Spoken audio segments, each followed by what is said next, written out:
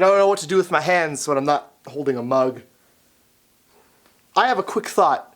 Why is it that when I'm trying to film a video, the cats gotta do cat time upstairs? Why is the house settling in the middle of the night the most unsettling thing to hear? So somebody came at me on Twitter with a problem. How do I stop my children from getting out of bed at stupid hours of the morning? You know what? I'm kind of an expert in telling bullshit to children. The reason your kids are getting out of bed at stupid hours of the morning is because there hasn't been a grim fairy tale to scare them into staying into bed. That's it. You see, back before we discovered spanking, and then discontinued spanking, and then rediscovered spanking again, we used to scare our kids into doing things that we wanted them to do. I don't know why I said we, I have no kids. I hopefully have no kids. I don't think I have any kids. No, I don't have any kids. It's been a long time since anybody's written a scary fairy tale for children. You know, the ones that you tell them before they go to bed, and they start off as like a nice story, everybody's happy, and then something terrible happens in the middle of the story, and then at the end, you scare them into learning a lesson. Hansel and Gretel, I'm pretty sure that story was, don't be mean to your parents, and also don't be a burden to society, but also don't take candy from strangers. Jack and the Beanstalk was all about, don't fuck around, if there's something that's not yours, don't take it, but then if you take it, be ready to kill for it. Little Red Riding Hood, there was a great lesson there.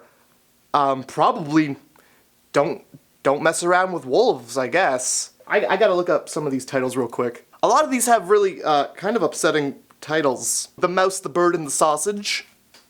The Girl Without Hands. The story of the youth who went forth to learn what fear was. I've never heard of that one, but that one sounds like it's got a great lesson at the end. And who could forget a Jew amongst thorns? There's a reason why these nursery rhymes now sound so fucked up and weird. It's because at some point, and I don't know when, it became not okay to scare your children into getting them to do things that you want them to do. Children need to be scared, and adults need to be scaring their children. I am gonna be the best parent. So it's just been too long since somebody's come up with a crazy fairy tale to scare your kids into doing modern day things that parents want their kids to do. You know what? I'll come up with one for you. There once was a boy named Roger. Roger enjoyed getting out of bed real early while his parents were trying to sleep. His parents warned him, "Roger, what are you doing up so early? Come on, we're trying to sleep. Don't. Just go back to bed at 6 in the morning. Nothing good happens at 6 in the morning." Try as they might, Roger's parents couldn't convince him to sleep in past 10. He just wanted to be up so early. But Roger's parents had a reason why he shouldn't wake up before 9. They didn't want to scare him because scaring kids is wrong. But they sat him down and they told him about the morning bone monster. The morning bone monster is a creature who lives under your bed and waits for you to wake up early. And if he catches you up early, he sucks all of your bones out of your body. And then you die, because you need bones. I don't know why you probably don't die, but you do need bones. Those are important. So the next morning, Roger opened his eyes and looked at his clock. It was 7 a.m. and he said, "There's no morning bone monster.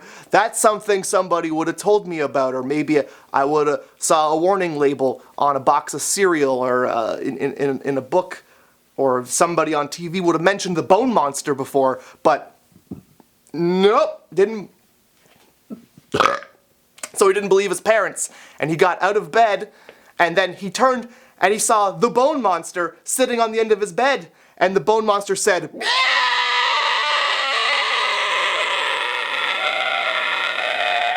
and sucked all of his bones out of his body, because that's what happens to you. His parents woke up around 11, which is a decent hour to wake up no matter what anybody says, and they said, "Boy, Roger sure slept in. I guess he learned his lesson, right?" They walked in to go wake up Roger, and they found a puddle of skin that used to be Roger when it had a shape like Roger, but now it's just a puddle of skin because there ain't no bones in it. And Roger looked up at his parents and said, Because Roger didn't have any bones, so he couldn't make words. And as long as you end these stories with, and the moral of the story is, it's okay, because look at that, there's awesome, there's a moral, there's a lesson to be learned. You're not just scaring kids. And the moral of the story is, don't wake up before 9, or else the bone monster will suck your bones right out of your body. It's best to try and sleep in past 11, just to be safe. Good night! So I hope that helped your situation a little bit, and to the girl who asked for advice on finding her father who's been playing hide and seek with her for 19 years, you can't find him? Well, check the cigarette store. That's usually where fathers go when they disappear.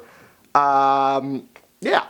So my name is Matt, and I make videos every Tuesday and Friday right here on youtube.com/MattG124. I got a Twitter and a Facebook. If you like this shirt, I sell them in my merch store. There'll be a link in the description below. And I will hopefully see you guys on Tuesday. Once upon a time, there was a cat who liked to knock over glasses because she thought that all of the liquid in the glasses was for her. She was very wrong and should never do that again. The moral of the story is, when I want a drink of water, it ain't for you, alright?